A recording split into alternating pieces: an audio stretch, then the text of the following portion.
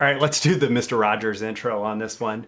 Well, hello there, neighbor. No, just kidding. I'm Roy Furr. This is Breakthrough Marketing Secrets, and it's Monday, which means it's Mailbox Monday here at Breakthrough Marketing Secrets. That's the day that I answer your questions about copywriting, marketing, business building, and more. Today, in response to a subscriber question, I'm going to share with you a little copywriting trick that will help you instantly write better, more personal copy. That's right. Like when you apply this trick, your entire perspective on what you're writing changes in a way that will make your copy better. And it's going to feel more personal to the person who reads it. I also have lots of other good little tips buried in this video, so pay close attention. So diving into the notes, we always start Mailbox Monday with the question. It says, my biggest challenge is making sure I always keep my prospects in the forefront of any copy I write. To speak to them always in an empathetic way and give them the best service of what they're looking for. I want to be a better salesperson in print. Any recommendations from S? And note there's a link in the description to ask me your question. It says, ask Roy your question if you'd like to have it answered or at least considered for an upcoming Mailbox Monday episode. I always pick the question that I think is going to lead to the best episode, the most inspired. So a very famous musical, I think from the 1940s, or musical play. It's a tragedy called The Death of a Salesman. I thought of this because arguably there was that question about becoming a better salesperson in print. And if we go back to Claude Hopkins, that advertising is, well, salesmanship multiplied, or as I say, sales multiplied through media, right? That if you want to be a good copywriter, your job is to sell. But at the same time, there seems to be this like broad recognition that people really don't like to be sold. They like to buy. People love to buy things. But they don't necessarily love to be sold. And it used to be that, like, in the closers era, right? There was this, like, people who were these hard closers, really like strong. There was this like mentality that sales is all about being a good closer. And we still see it in the language today that people get hired to be high ticket closers. And yeah, you can pressure the heck out of somebody to get money out of them. You're not going to build a sustainable business with long-term high customer value, right? Through high pressure sales tactics, right? And if you're trying to translate that into copy, you give people an icky feeling, right? The difference now and in the past when, being a closer was the highest, the most lauded form of selling, is that it's all out in the open. So as I'm recording this, like, Reddit is in the middle of this whole debacle about wanting to charge people for API access at a level that's just like astronomical for people who've been using it for a very long time. And the CEO is just continuing to have blunder after blunder trying to like address this, right? And the thing is, all of this is being discussed all over Reddit and in the news. And it's this example of what happens if a company is really creating a negative experience for their customers. I saw a John Oliver special on YouTube a while back about timeshares and how all the aggressive selling in the timeshare industry results in people like having their financial lives ruined and like people ending up in some really terrible financial situations. And all of this, like, you could be featured on John Oliver if you are scammy with your sales techniques now, right? And so flipping that around, this idea of like connecting with people and aligning yourself with them, being empathetic to them, giving them a good experience. I think this question is asking a lot of really good questions about how to be a really good salesperson today. And it makes me think of this illustration that I have often used to talk about selling. So Picture this, okay? There is a rectangular table with 4 chairs at it. On one of the long sides of the rectangle, there are 2 chairs. On the other side of the table, other long side, there are 2 chairs. So you have 2 chairs facing 2 chairs. You are in a person-to-person, one-on-one sales appointment with a prospect. They sit at one of those chairs.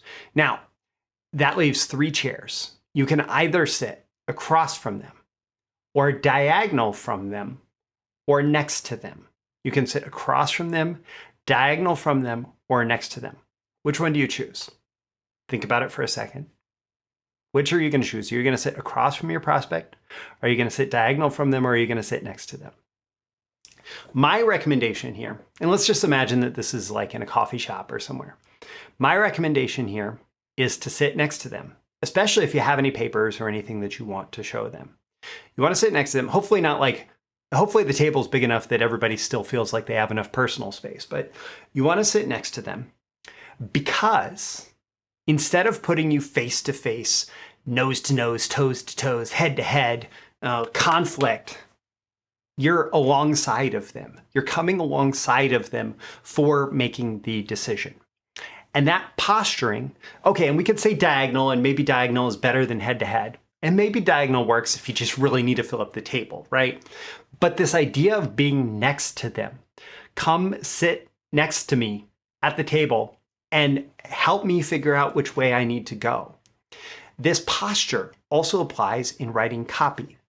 If you put yourself against your prospect, it's not going to feel as good to them. And certainly, even if you can get them to buy today, they are less likely to want to buy in the future. They're less likely to develop a great relationship with you in the future. On the other hand, if you are alongside of them as they make their decision, if you're there to facilitate the best decision on their part, they are going to be more prone, more interested in making the purchase from you.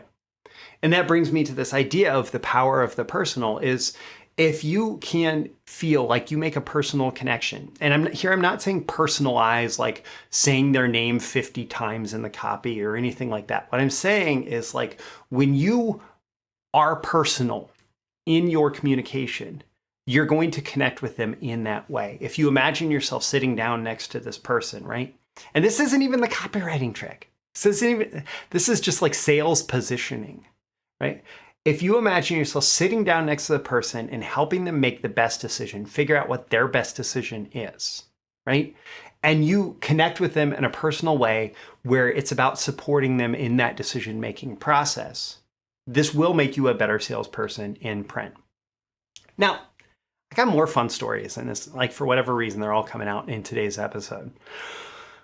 We are going to get into the copywriting trick that I promised to instantly write better, more personal copy. But we're going to start, I know that I spelled that right.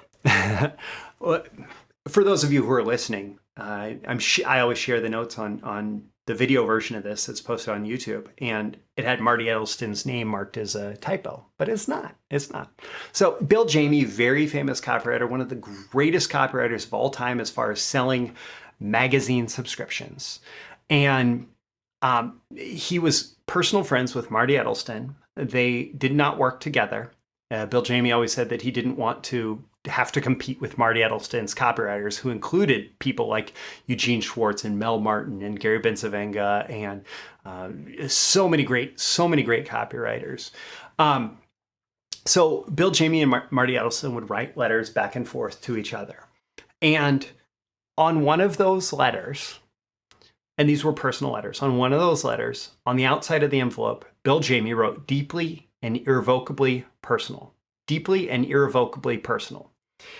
And Marty had this rule that if copy he called it, does this copy make me vibrate? That was the question that he asked. And if the copy made him vibrate, he knew that it was good copy and and that it was likely to work. And if the copy didn't make him vibrate, well, maybe it wasn't as good of copy, and so it needed to be edited or rewritten or start from scratch or whatever until it made him vibrate when he first saw it. Well, deeply and irrevocably personal, written on the outside of an envelope, made Marty vibrate. It made him rip into the envelope and see what was inside. And it was this letter from Bill Jamie. And Marty, being the direct mail genius that he was, said, "This is one of the best pieces of outer envelope copy that I have ever seen. It makes somebody want to read what's inside." And he asked Bill, "Can we put this on an envelope?" And Bill said yes.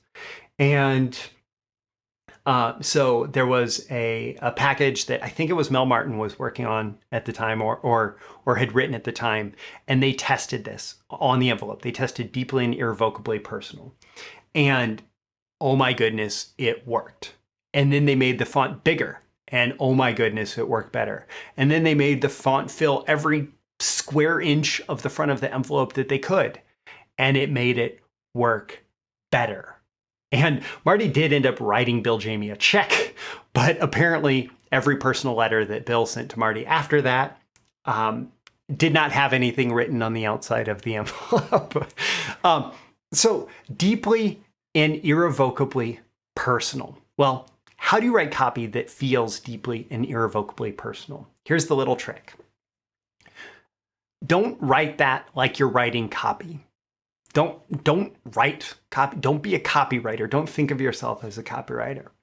Whatever it is that you're selling, think of the person in your life. The closer of a relationship you have to them, the better.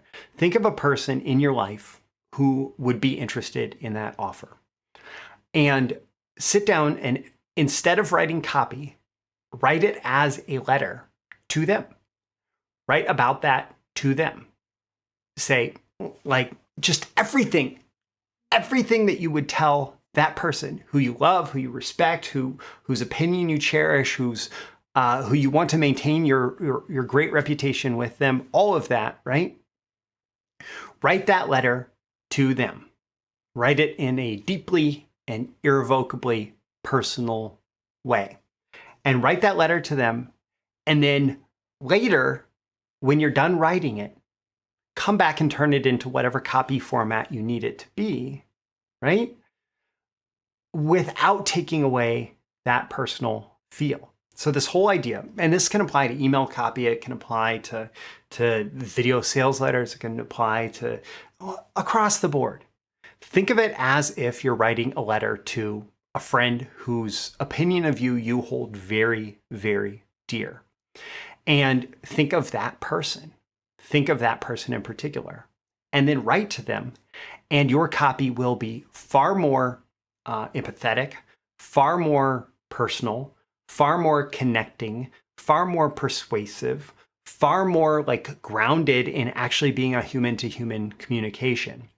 And this will give you instant improvement, even if you are a novice copywriter. Now, there's a great book that was just republished called Method Marketing by Denny.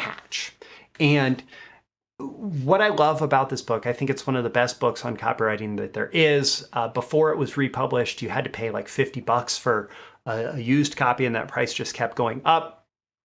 And what I love about this is he takes people who are absolute top of their game, great copywriters, and he takes people who have never written a piece of persuasive copy in their life. And he shows success stories from both sides, all from this perspective of these people who captured the essence of their market. These people who were able to put themselves, like method acting is putting yourself in the mind of the character and behaving as if that, like, just like behaving as if you were that character, right? Method marketing is about putting yourself in the mind of your market and connecting with them on this deep level. And I think that this idea of writing a personal letter, and I think that it's actually echoed in that book. I think that this idea of writing a personal letter is the fastest way to put yourself in the mind of your prospect, your reader, because you're thinking about someone who is that who's in that market, right? And you're connecting with them on that level. And that gives you this empathy and understanding. And I say empathy and understanding FTW for the win, right? Because that's going to get you emotionally connected with them in a way that trying to like copywriting formulas, marketing formulas, whatever, will never do. And one of the things about method marketing is you'll very quickly see if you read that there are things that don't look at all like what you might think of as normal copy that did incredibly well. And so like the power there is just incredible. And one of the things that you might have to do in the course of this is do a bunch of market research. And so having conversations with people who are in the market, that person that you might be writing the letter to, right? Or other people who are just representative of the market. Getting on forums where people are members of the market that you can observe their conversations, participate in their conversations. Reddit is actually great for this. People have recommended, Jay Abraham always recommended Amazon reviews of people responding to information about that topic. And recently, you might even be able to use ChatGPT to get some level of this research. And I actually did this entire training called Copywriting Market Research with ChatGPT, where I shared the prompts that I've specifically used to get the emotional experience of someone who is in a market. And the thing that you need to know about large language models like GPT-4 is that they're designed to like recreate the average verbal response that somebody would give when presented with that situation. So if the verbal response is, if somebody's asked about, okay, what are some of the biggest challenges and difficulties of being a copywriter today? The verbal response that the average person would give is what ChatGPT is going to give you. And that's what the large language models are trained to do.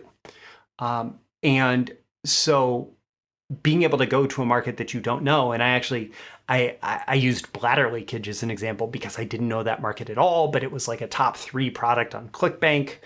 And so I used that as an example, and just what I got from there, like the type of emotional experience that might come out of that. It really it made me feel very, very empathetic for someone who might be dealing with that situation. So my call to action to you at the end of this episode, number 1, ask yourself how you can use this, right? Like, what do you need to do in terms of sitting down and saying, can you write a personal letter to a friend instead of trying to write copy, right? Ask yourself how you can use this. You can leave any action items as a comment with this episode. Don't forget to like and subscribe so you get more content like this delivered to you. And there are a few links in the description relevant to what we've talked about. Number 1, to ask me your question. Number 2, I'm linking to that copywriting market research with ChatGPT. Number 3, that's part of the BTMS Insider streaming library of copywriting and marketing courses. So I'm linking to more information on that, where you pay 1 low fee, you get instant streaming access to everything, including that market research with ChatGPT training. And number 4 here, I'm linking to Method Marketing by Denny Hatch, the latest republished edition on Amazon, so you can go check that out if you would like to.